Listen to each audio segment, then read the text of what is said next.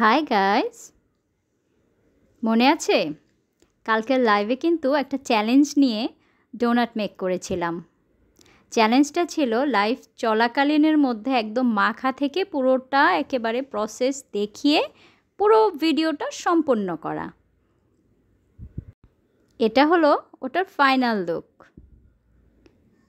Final লুকটা কালকে দেখাতে পারিনি কারণ গরম ছিল। গরম অবস্থায় তো আর আমি চকলেটের কোটিংটা দিতে পারতাম না, সেজন্য এটা নতুন একটা ভিডিও করে এখন আপলোড করছি।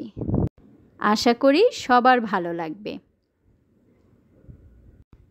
যখনই বাচ্চারা বাসায় থাকে তখনই চেষ্টা করি তাদের সঙ্গে সুন্দর একটা মুহূর্ত কাটানোর জন্য।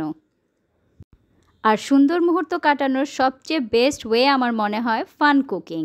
ওদের সঙ্গে অনেক গল্প করতে করতে দেখা যায় সময়টাও ভালো কাটে, কুকিংটাও হয়ে যায় সুন্দরভাবে। মজাদার একটা জিনিস বানালাম, সময়টাও ভালো কাটলো। অনেকেরই কমপ্লেন থাকে বাচ্চারা বাসায় থাকলে অনেক বিরক্ত করে, বাচ্চারা বোর হয়ে যায়, বাচ্চারা কথা শোনে না। এ ধরনের প্রবলেম কিন্তু আমাদের নিজেদের একটু সচেতন হলেই আমরা দূর করতে পারি।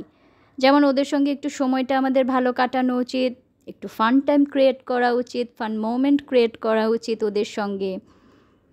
বাচ্চাদের সাথে যতটা মিশবেন, ওদের সঙ্গে ওদের মতো করে গল্প করবেন, তত কিন্তু আপনার বাচ্চা আপনার কথা শুনবে, ওরা দায়িত্বশীল হবে।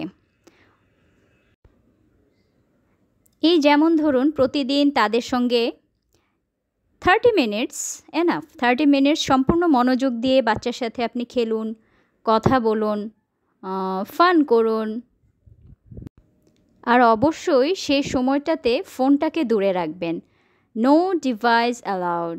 না ওদের কাছে কোনো ডিভাইস থাকবে, না আপনার কাছে থাকবে। শুধু নিজেদের মতন করে সময়টা কাটাবেন, গল্প করবেন। আর অবশ্যই ধৈর্যটা বজায় রাখতে হবে। বাচ্চার প্রতি একটুও বিরক্ত প্রকাশ করবেন না। এর মাঝে যদি বাচ্চারা কিছু ভুলভাল করেও ফেলে, সেটা সংশোধন করার কোনো দরকার নেই, কারণ এমন কোনো ভুল সে করছে না যেটা এই মুহূর্তে সংশোধন করতে হবে। খুব ফ্রেন্ডলি তার সঙ্গে সময়টা কাটান। তাদেরও কিছু সিদ্ধান্ত নিতে দিন। বাচ্চাদের সাথে কথা বলার সময় যতটা সম্ভব পজিটিভ থাকুন, কারণ আপনাকে মনে রাখতে হবে ওরা কিন্তু এখনও অনেক ছোট। ও সিরিয়াসলি ব্যাপারটা বলছে, ওর লাইফের যে প্রবলেমটা নিয়ে আপনার সঙ্গে ডিসকাস করছে সেটাকে গুরুত্ব দিতে হবে, মনোযোগ দিয়ে শুনতে হবে। আপনার মনোযোগটাই তাকে অনেক বেশি আপনার প্রতি, আপনার কথা শোনার প্রতি আপনার অনেক বেশি বাধ্য করে তুলবে। সে কখনোই আপনার কথার অবাধ্য হবে না।